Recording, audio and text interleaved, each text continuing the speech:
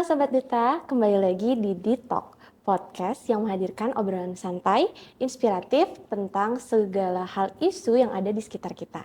Nah, hari ini saya Zalfadia Atifah, Duta Kampus Kesehatan dan Lingkungan Universitas Jambi yang akan menemani teman-teman pada episode kali ini. Nah, teman-teman, ketika mendengar tentang campak, mungkin sebagian dari kita menganggap bahwa penyakit ini merupakan penyakit yang lama dan sudah jarang sekali dibahas. Tetapi sebenarnya penyakit ini tuh adalah penyakit yang masih ditemukan banyak di berbagai daerah dan masih menjadi salah satu penyakit yang harus kita aware di dunia kesehatan. Menariknya, pembahasan mengenai campak ternyata itu bukan hanya membahas tentang campak itu saja, tetapi juga tentang gizi, lalu edukasi kepada masyarakat, dan bagaimana kita harus aware apabila campak itu terkena pada anak-anak. Nah, untuk membahas topik yang sangat menarik ini, saya sudah bersama narasumber yang luar biasa. Di sini saya bersama Ibu Dr. Firtianingsih, Sarjana Farmasi Apoteker, Magister Farmasi, selaku dosen program studi farmasi Universitas Jambi. Selamat datang Ibu Firtianingsih. Terima kasih telah meluangkan waktu untuk hadir bersama kami di Ditalk Unja. Nah, sebelum masuk ke topik utama kita, mungkin Ibu bisa menyapa terlebih dahulu para pendengar di Talk Unja dan memperkenalkan diri kepada teman-teman yang sedang mendengarkan podcast ini, Bu. Oke, baik. Terima kasih. Halo Sobat Duta, saya Dr. Fitrianingsih, dosen dari Prodi Farmasi, Fakultas Kedokteran dan Ilmu Kesehatan Universitas Jambi. Nah, baik Bu. Nah, Ibu dikenal aktif nih Bu di berbagai kegiatan, baik itu pendidikan, penelitian, maupun juga pengabdian kepada masyarakat di bidang kesehatan ya Bu. Nah, boleh diceritakan sedikit mengenai perjalanan Ibu di dunia farmasi dan bagaimana ketertarikan Ibu terhadap isu-isu kesehatan masyarakat? Oke, baik. Jadi awalnya ya, kecintaan pada farmasi itu sebenarnya karena kesukaan sama bidang biologi dan kimia ya. Jadi itu berlanjut saat kita melakukan riset tugas akhir S1 ya. Jadi waktu itu mau meneliti tentang tumbuhan obat yang bisa digunakan untuk penyakit diare gitu ya. Terus pada saat apoteker, nah kebetulan ada praktisi ya yang mengajar. Nah, Ibu tadi awalnya berpikir, apakah farmasi ini hanya sebatas menemukan tanaman obat gitu ya. Ternyata pada saat perkuliahan apoteker itu justru ditemukan isu-isu kesehatan lain ya kan. Nah, jadi di situ Ibu pikir, ternyata farmasi itu cakupannya luas ya, luas sekali. Nah, dari sana Ibu baru tahu bahwa peran farmasi itu di garda terdepan juga bersama dengan tenaga kesehatan ya, seperti pharmaceutical care. Maka dari itu, kemudian lanjut S2 dan S3, Ibu fokus ke bidang farmasi klinis yang memang benar-benar menggali mengenai isu-isu kesehatan seperti itu. Nah, selain itu kami dengar Ibu juga tahun ini akan melaksanakan kegiatan pengabdian kepada masyarakat. Yang di sini Ibu mengangkat tema tentang farmakonutrisi sebagai pendekatan deteksi dini dan pencegahan stunting serta campak ya, Bu. Nah, tentu ini tema ini sangat menarik karena menggabungkan isu campak, lalu stunting dan nutrisi dalam satu kegiatan. Boleh diceritakan sedikit mengapa tema ini yang Ibu pilih dan apa yang menjadi perhatian utama sehingga Ibu mau mengangkat isu ini dalam pengabdian Ibu? Baik, jadi tahun ini alhamdulillah kita bisa melaksanakan kegiatan pengabdian yang mengenai farmakonutrisi ini, terutama menggabungkan ya ada beberapa topik yaitu campak, kemudian juga mengenai stunting gitu ya kan, kemudian ada nutrisinya ini. Nah, kita tahu bahwa data terbaru itu menunjukkan bahwa angka prevalensi ya istilahnya itu stunting secara nasional itu cukup tinggi. Jadi masih di bawah 20% ya, sekitar 19,8%. Nah, di Jambi sendiri, sebenarnya Jambi pernah menempati peringkat, maksudnya itu yang terendah, provinsi yang terendah untuk angka stunting. Namun, data terbaru itu di tahun 2025 ya, data SSGI itu menunjukkan kenaikan gitu ya, kan kita nggak tahu ini kenapa ya, ada terjadi kenaikan lagi. Dan kalau secara keseluruhan dari kota Jambi itu sebenarnya nggak masuk dalam peringkat teratas, tapi masih cukup tinggi ya, sekitar 10,3. Nah, pemerintah Provinsi Jambi itu punya target untuk menurunkan angka stunting itu di tahun 2029 itu kalau bisa di bawah angka 10%, sekitar 9,8% atau berapa. Maka dari itu topik ini sangat relate sekali ya dengan isu kesehatan kita, ditambah lagi yang baru-baru ini terjadi itu kan mengenai campak. Campak itu kita tahu merupakan kejadian luar biasa juga ya kemarin yang bisa sampai kemana-mana gitu ya. Lalu yang mengenai nutrisi ternyata ya punya korelasi, punya hubungan dia sama si campak, kemudian juga dengan si stunting tadi, karena angka kecukupan gizi, terutama pada anak ya, balita itu berpengaruh gitu ya kan terhadap imunitas, ya kan imunitasnya. Jadi kalau dia terpapar virus, kalau imunitasnya rendah, itu sangat mudah sekali. Nah, itu sama dengan headline kita pada hari ini teman-teman, yaitu campak comeback, mengapa kita harus waspada.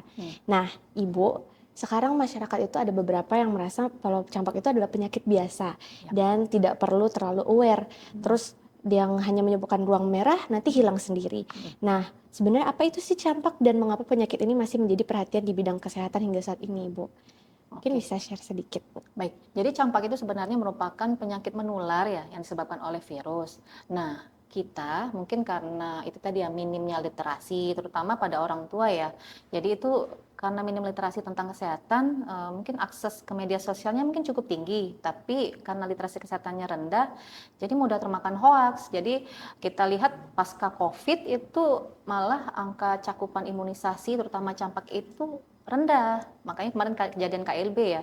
Nah, jadi gara-gara rendahnya literasi tadi, si anak nggak diimunisasi, timbul kejadian KLB ya kan. Kemudian resiko stunting tinggi, ibunya nggak mau baca bagaimana membuat mungkin mengatur makanan ya kan, membuat makanan yang enak, yang bergizi ya kan.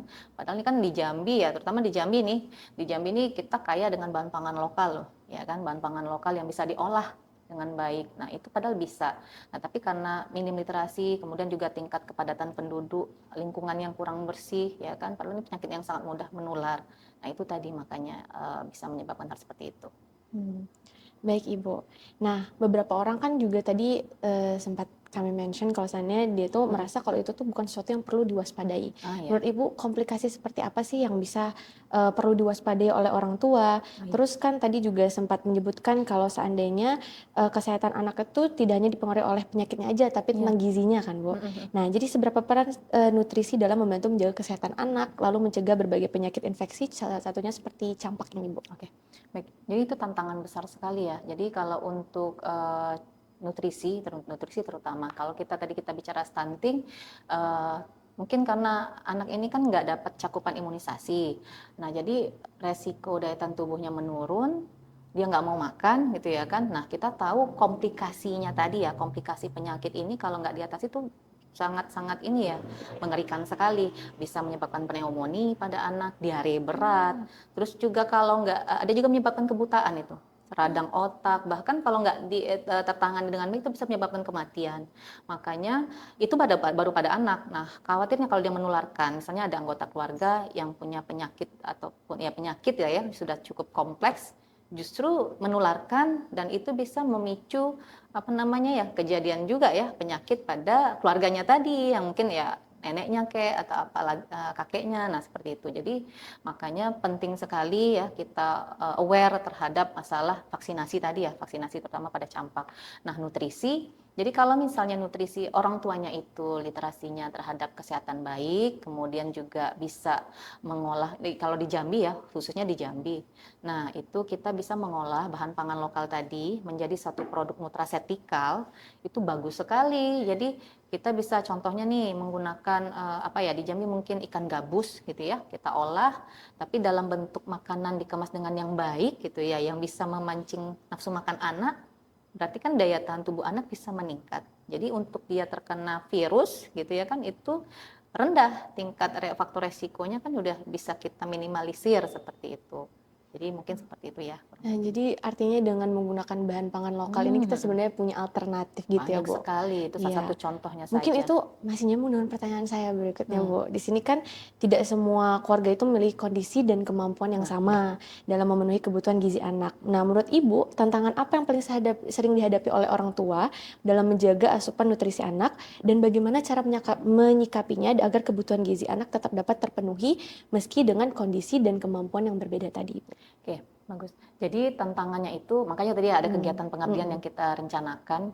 Nah, itu kita harapkan kita bisa memberikan tidak hanya penyuluhan. Hmm, Jadi informasi itu kita akan berikan dalam bentuk kegiatan pengabdian ini bisa kita memberikan materi, sekalian itu mengajarkan ke masyarakat, bisa membentuk UKM juga mungkin ya, karena kan nggak mesti kita beli produk jadi gitu ya, kita bisa pakai yang di sekitar rumah saja, mungkin contoh sederhana lagi mungkin jagung gitu ya, atau mungkin daun kelor ya kan yang tinggi akan karbohidrat, tadinya kan mungkin kalau kita makan biasa padat ya, nah itu diolah mungkin jadi puding atau jadi yang lebih memancing nafsu makan hmm. anak gitu ya, nah itu kan jadi suatu kebaikan juga buat orang tuanya ya, jadi ilmu juga kan. Jadi selain dia dapat ilmu, dia juga bisa menghasilkan penghasilan gitu ya kan. Terus kalau misalnya dikolaborasi sama tetangga-tetangganya kan bisa membentuk UMKM ya. Jadi ekonomi juga nih Jadi, seperti itu. Mas, ternyata bisa kita jadiin suatu produk yang jadi Benar. produk jual juga ya, Bu. Mm-mm. Nah, selain pemenuhan gizi tadi, Bu, Mm-mm. mungkin ada kebiasaan sederhana yang dapat diterapkan juga oleh orang tua di rumah Hmm. untuk membantu menjaga daya tubuh dan mendukung tumbuh kembang anak secara optimal. Karena tadi kita sempat menyinggung tentang stunting juga ya, Bu. Oke, jadi kalau yang bisa kita lakukan ya kan, saya juga punya anak kecil di rumah. Yang pertama itu kita biarkan mereka beraktivitas, tentu harus ya aktivitas fisik. Namun kita nggak lupa jaga kebersihan. Jadi anak kita itu kita berikan edukasi juga, bagaimana mungkin seperti perilaku hidup bersih dan sehat itu ya cuci tangan gitu ya. Kalau main di luar nanti pulang cuci tangan dulu ya, cuci kaki gitu ya. Jadi kan udah meminimalis resiko ya. Kemudian juga pola makan. Yang tadi kan dia nggak mau makan mungkin sakit, tapi karena kita olah jadi bentuk yang sesuai dengan dia mau, akhirnya kan dia mau makan. Kalau misalnya lagi sakit kan nggak mau makan yang keras, dikasih puding kan dia suka ya, mungkin warna-warni gitu.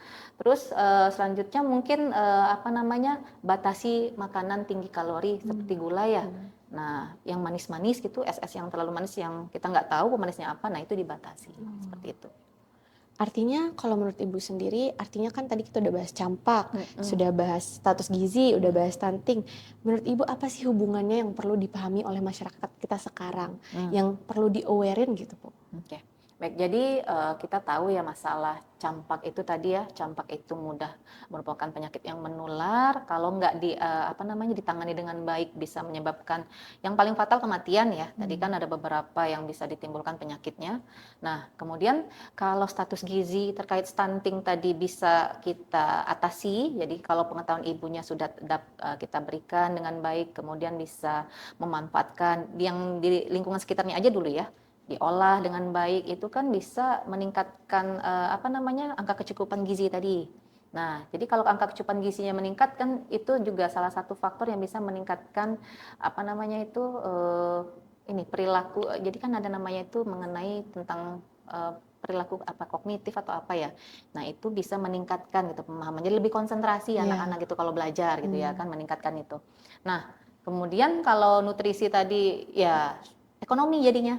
Jadi peran kita kan sebagai farmasi nih, Ibu karena farmasi.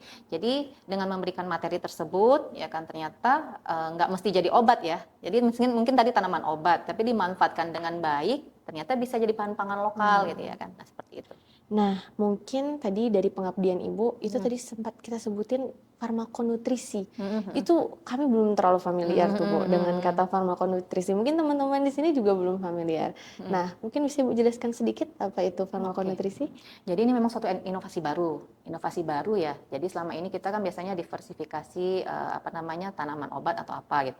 Nah, kita buat terobosan, jadi kita menggabungkan antara farmakologinya, jadi terapi tadi sama nutrisi, ya kan. Jadi kalau kita bicara farmakologi tadi obat misalnya kayak daun kelor itu bisa digunakan untuk apa gitu ya kan.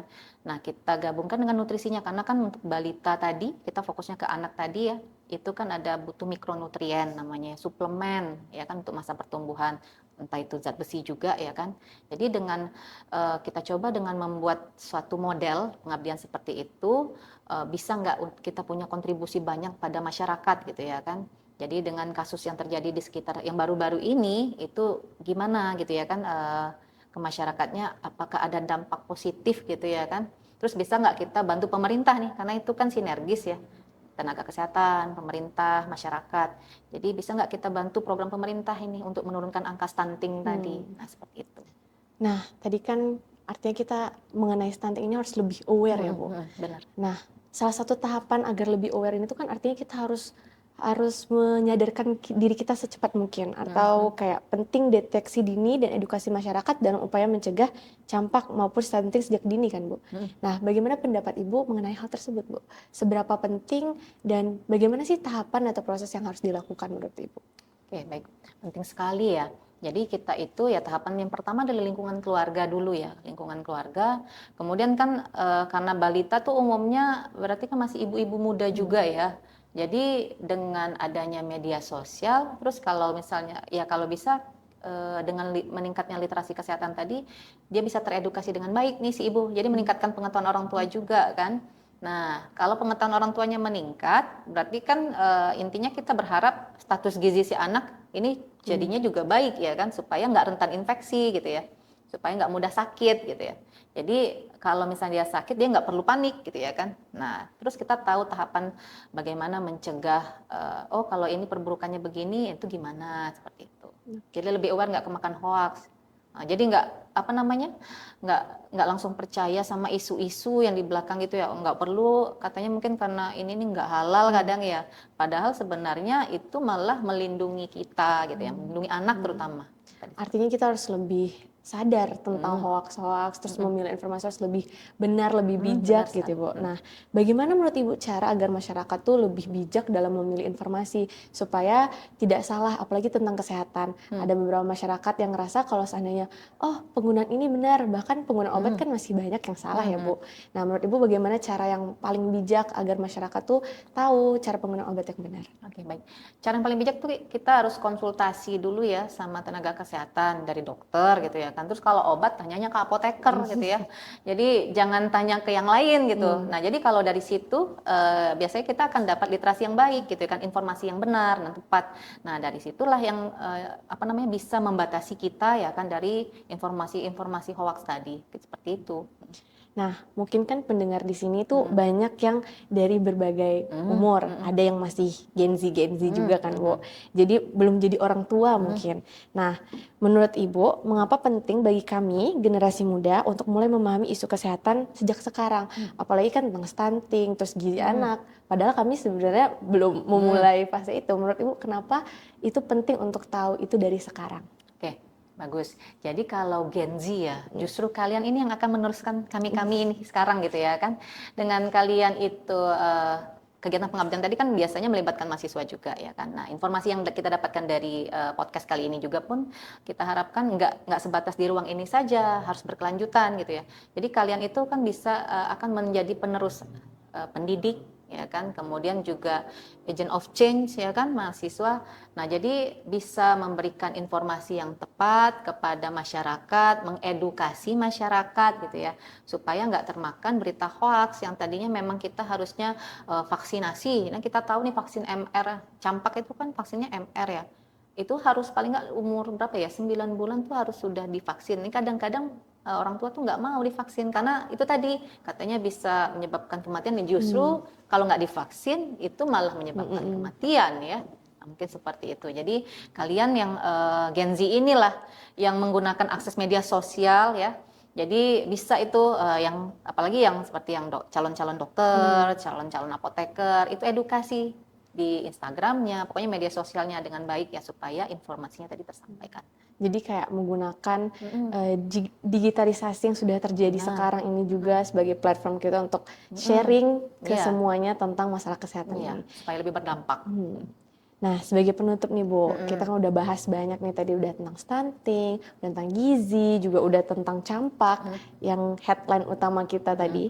Nah, sebagai penutup, apa nih pesan yang akan Ibu sampaikan kepada masyarakat, khususnya generasi-generasi muda yang mungkin ngerasa ini tuh bukan sesuatu yang perlu untuk diperhatikan, agar lebih peduli terhadap kesehatan anak, pentingnya pencegahan campak maupun stunting sejak dini, atau mungkin sesimpel bagaimana pentingnya mereka untuk ikut membantu sharing ke sosial media platform mereka tentang pentingnya kesehatan ini.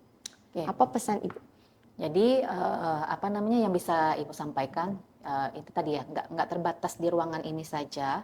Nah, harapannya kalian ini, terutama orang tua dulu ya, orang tua itu bisa lebih aware, lebih peduli, terus juga meningkatkan jangan hanya termakan hoaks tadi ya. Jadi supaya anak-anaknya bisa, keluarga lah ya, keluarga itu bisa terlindungi dengan baik, terutama anak nih yang butuh kecukupan nutrisi. Kemudian kalau Gen Z jelas ya, kalian juga pasti akan menjadi orang tua ya, selain menjadi penerus kami nanti, pendidik, kemudian agent of change.